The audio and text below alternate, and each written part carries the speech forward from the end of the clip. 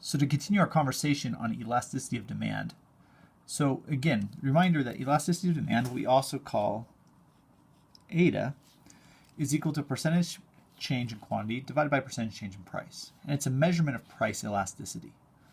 So one thing we want to think about is what if we have a demand, so before what we did was we had 2 points and we found the percentage change. But what if we don't have 2 points? What if we just have 1 point? Well, what's nice about this is percentage change in quantity can be rewritten as a change in quantity over quantity divided by a change in price over price. Now this looks a lot like our previous equation, which we had before, which was Q2 minus Q1. In a sense, this is just change in quantity over quantity, a change in price over price. We're going to rewrite that like this. Well, this can be rewritten as the change in quantity divided by the change in price times price over quantity. Well, now what we notice is this looks a whole lot like a derivative. And in fact, it is a derivative.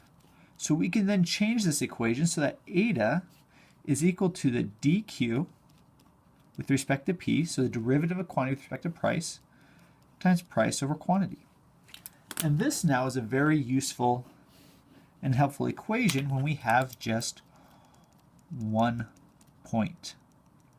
So let's look at an example that does this. So suppose that we have a demand equation which is equal to Q is a function of price 150 minus 1/3 price. So here we think this is the quantity as a function of price. So you give me a price and I can tell you the quantity. And we want to find the elasticity of demand when price is 300.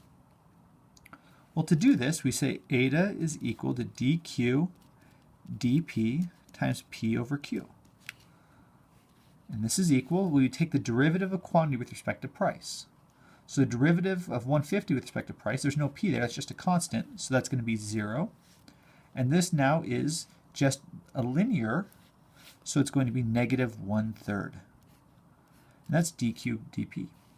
Now we need to multiply it by p. Well, we know p is 300, but we don't know what q is yet. But here we can take 300, we can plug it into this equation. So 300 divided by 3 is 100. 150 divided by 150 minus 100 is just 50.